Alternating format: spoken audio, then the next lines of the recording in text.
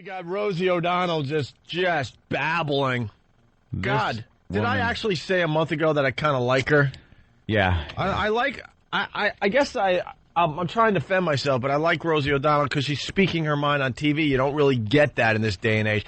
But now she's just babbling. The woman has a screw loose. She absolutely does. She's talked about her mental problems, which is fine, you know. She's on medication. There was, I guess, what put her over the edge was Columbine. She talked about that. She said how when that happened, she just got this unsafe feeling, and she became depressed, and it took her a lot of years to get help, and she finally got the help she needs, and now she sounds crazier than ever. Yeah. Like she sounded fine when she said she was crazy and wasn't getting help, but now she's getting help, and she sounds absolutely out of her mind. And I was telling you in the office, she's looking more and more like Kathy Bates from Misery every day. She's got the cuckoo eyes. Mr. Man. Her eyes are slowly but surely changing. Yeah, she's getting those crazy eyes. And the crazy eyes, like your eyeball flattens out. Something happens with your eyes. You know how everyone's got a nice curvature to the front of their eyeball? Crazy people's eyes flatten in their head like frying pans. It's just an illusion. And yeah, I think the eyes just start opening up more. Yeah, See, look, they open wider and they stare off into space. Look, everyone could do crazy eyes. Just take both of your eyelids and just lift up a little. There you go. Open them up. Crazy eyes. Now just kind of look. Yeah, okay, you got crazy eyes right there. Wow, that was scary. See, you know what the thing is? She got surprised by Columbine. No one liked it, but it's like, because it's white people getting shot. It's like they've been doing gangbanging shootings in L.A. Why didn't that make you feel Yeah, why isn't she upset about people that just are getting shot on a daily basis? But I liked how she was just kind of, speaking her mind. But now she's insane. Because now she's speaking her mind, and it's crap. Mm-hmm. It's just she opened her yap about the Britain hostage situation. Oh no! The Iranians said that 15 British sailors were in Iranian water. Might have heard my phone call on the Man Cow show on this issue. This very subject. On this very subject. Oh, yeah, Anthony from New York, you're on. Go. Hey, Tony from New York. Boy, that Tony with a perfect phone call. An ass I am. Perfect opportunity. That's I blew it. I blew it. Good call. Yeah, it was a great call, though. See, and topical, because it's in the news. We'll get him eventually. And you see the footage? They all had to admit that they were in Iranian waters. That they're wrong. They got one woman also that was part of the patrol. Yeah. And they've been making her write notes to her family about how wrong she is and how Britain has to pull out of Iraq. And it's all this same propaganda that these extremists use when they get prisoners. They don't interrogate them in private. Well, they probably do also. But they get them, they parade them in front of television to make them make these statements. Why was the one British soldier they're showing on TV this morning kind of smiling like he's a college professor? I think they told him to smile. He's got graphs and maps and he's pointing at things like, yeah, we were in these waters a few times. A lot of these guys are trained to do something out of the ordinary when they're doing these to let everybody know, look, I'm not serious doing this. So maybe him smiling, maybe he's a guy that never smiles. Like all around, they call him Smiley as a joke, like they call fat guys tiny. Yeah. So when he's on there and he's smiling, they go, look, the guy's smiling. It's a crock. Right. Either that or he's smiling because there's Arab writing in front of him and there's not a guy behind him with a knife. Yeah, ready to lop his head off. Exactly. I'd be smiling too. My face was 20 years. Every second you're alive. So she assumes now that the British... this is all done on purpose, so we can get into some kind of war with Iran now. Yeah, because that's what we want right now. That's what we want right now when our troops are spread as thin as they are. And she says this was done on purpose on our part, that the Iranian people are nice people, and we are the villains of the world. This is what Rosie's saying, and that it was done on purpose. And she goes, ladies and gentlemen, look up on a website. Look up, we've done this before for Vietnam, to get into Vietnam. She's talking about the Gulf of Tonkin event. And, whatever that, you want to believe about that one. Yeah. Whether it happened, didn't, says it did. But, I don't know. Someone agrees with Rosie about Iran. So should we play the audio first, and then we'll get to this guy? Yeah. Let's hear what Rosie said. All right. Kathy Bates from Misery was on The View last week and had some outrageous things to say. It's one of the top YouTube videos this week or last week or in the last few days, whatever. About that, and she's picking up on 9/11 conspiracy crap. She's just a... That's crap. Wait till she gets to the 9/11 stuff. Oh, boy. All right, here we go. Here's what happened.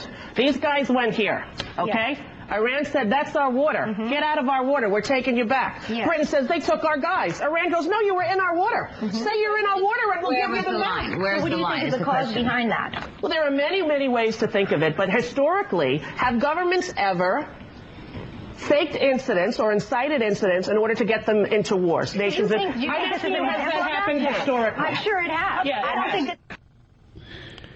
All right. That's a fair question. Look, that's a fair question, and is it beyond the realm? No. But again, this is not the U.S. It's amazing how liberals want to blame Bush, who is an ass, but this is on Britain. They want us to stay out of it. Well, they see Britain as our puppet anyway. I mean, sure, Britain's been a good aid, but I mean, a good ally, but this is on them. If we really wanted to start a war with Iran right now, that might be one thing. But there's no way we could just go in and start a war with Iran with all the crap that's going on in Iraq. I agree. We don't have enough soldiers to do it in the first place. There's no there was a protocol involved in the Iraqi thing. No matter how dumb and fake it was, and here's my pro-Bush speech, how phony the intelligence was as far as what got us into the war, how the story of why we were there changed after they realized that there weren't the weapons they thought were there. But before that, I mean, how long did we go with trying to get the UN and get France and Germany on our side and everything and all that stuff that failed? She thinks this could just, 15 British soldiers getting taken by Iranians is going to get us in a war. It didn't in 1979 when there was, how many hostages did they take in 1979? There was no war. Yeah. Carter, who I admired for it, tried a helicopter rescue. He lost 8 soldiers. There was no war started in 1979. No. When Ayatollah Khomeini overthrew the Shah of Iran and chased him out. And why can't this fat lump of crap realize... Oh, not you, Jimmy. I'm sorry. No, you've lost about Rosie recently, Jimmy. Why can't she realize that Iran is a fundamentalist bunch of monsters? They were protesting that they wanted the English hostages killed. Of course they were. They had signs, kill them for Allah. They must die. They're a bunch of friggin' fanatics. All right, more from Kathy Bates. Rosie O'Donnell. I'm saying that in America we are fed propaganda, and if you want to know what's happening in the world, go outside of the U.S. media, because it's owned by 4 corporations. One of them is this one. And you know what? Go outside of the country to find out what's going on in our own country, because it's Al Jazeera? frightening. It's frightening. And if you don't... think we're being brainwashed as a whole country? I think not. I think democracy is threatened in a way it hasn't been in 200 years, and if America doesn't stand up, we're in big trouble. Oh, boy. How about the Internet? Cuban Missile Crisis? Exactly. That wasn't threatening? She says it's controlled by 4 companies, but how about the Internet? Yeah. I think there's a lot more info that is available than was 10 years ago. And the stuff she's reading one-sided stuff that's the opposite, the polar opposite of what she's talking about. We're being brainwashed as a nation, and then she reads the opposite of that, which is just as bad. She listens to the BBC. Yeah, the BBC. The BBC. So she's listening to Al Jazeera if you listen to her. Jesus Christ. And then Kathy Bates made this point about, Rosie O'Donnell made this point about 9/11. Look for yourself, looking like Kathy Bates every day. More and more like her. Crazy eyes. From Misery. Wow. Let me ask you one more thing. Do you think the government purposely misled the American people to believe that Iraq had something to do with 9/11? No. Yes, says the crowd. Do you believe that the government had anything to do with the attack attack of 9/11? Do you believe in a conspiracy in terms of the attack of 9/11? No, but I do believe that it is the first time in history that fire has ever melted steel. I do believe that Shut up. Oh, boy. Just Here shut we go up. again. Watch something and educate yourself, you fat load. Here we go again. Oh, the steel thing. Here we go again. Enough. First of all, when she's talking about the Iranian or Iraqi tie-in to 9/11, I'm with her on that one. Yep. I didn't see any evidence of Iraqi involvement in 9/11. Al-Qaeda, Osama bin Laden, that's fine. Iraq was busy with Iraq. Iraq was so self-centered with Saddam in there. That's all they needed. Iraq was happy with Iraq. As far as 9/11 goes, yeah, they tried to make a tie-in. And we bought it at first with all these weapons of mass destruction and these pictures that they were showing us. And that was the bill of goods we were sold to get us into the war. And then when all that started leaking out that it was not true, then it was, we're here to give them democracy. So when the whole reason for the war changed, that's when everybody started going, uh-oh. What are you doing? I got to agree with that caller that called about a half hour ago. You're very pro-Bush. Yeah, that's what I'm saying now. It's very pro-Bush. Sure. You and Rosie both. Jesus. It's unbelievable. Do you hang out with Rosie? Yeah. Me and Rosie. But then when she goes into this 9/11 crap well, about the first time fire melted steel, why won't people listen to the fact that iron beams do not have to melt to a liquid state before a building falls down, before a steel building falls, especially the way these were constructed? Why can't people understand that they just have to be weakened a little bit to get a little soft? And then when those beams bend, the whole structural integrity is gone and the building falls down. Why does it have to be dripping metal? Here's the rest of her statement, and then we'll get into this a little bit. More garbage. Time in history that fire has ever melted steel. I do believe that it defies physics for the World Trade Center Tower 7, Building 7, which collapsed in on itself. It is impossible for a building to fall the way it fell without explosives being involved. World Trade Center 7. World Trader 1 and 2 got hit by planes. 7, miraculously, the first time in history, steel was melted by fire. It is physically impossible. And who do you think is responsible for that? I have no idea. But to say that we don't know that it imploded and it was an implosion and a demolition is beyond ignorant. Look at the film. Ignorant. Physics expert here from Yale, from Harvard, pick the school. It defies reason. Get one. Okay. You stupid fat lesbian. She is a moron. Who is going to... You know something? Please, with an open mind, please listen. If she watched anything on demolition of buildings, I love it. I love watching these programs on what it takes to demolish a building. I watch these guys, they're family-owned businesses, been in these businesses for years. It's grandfathers working with their grandsons. And what they do is they strip a building.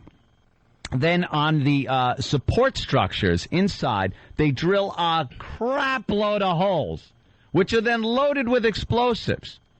And then these wires are all brought out the building. Then they use these big steel tension cables connected crossways up the whole building so that when the beams explode, they're pulled in by these cables. So that makes the implosion and the whole building fall. Just collapses without... Do you know how long it takes to prepare a building for demolition? Do you know the work involved? And the what access you need to parts of a building that these people are typing in their cubicles while mom and pop operations are bringing fuses in over their heads? Could you hold this, please? What is it? C4. I'm going to be shoving it in the hole that I'm jackhammering over your head. Your cubicle just happens to be right next to where I need to be. And no one has said a word about this. Can you go take a cigarette break? This idiot has no idea the engineering it takes to destroy a building and implode it. And she thinks it just coincidentally they had it loaded up, ready to go when two planes hit the towers. Not one witness came forward to say, yeah, I saw suspicious activity. I was working late one night, and all of a sudden the building's filled with plumbers. I'm thinking, why are they here? Why are they here? And how come they drilled 18,000 holes in our building? I'm really serious. And I don't know why there's 18,000 cables running out to a box a quarter mile away from the building. Why is that?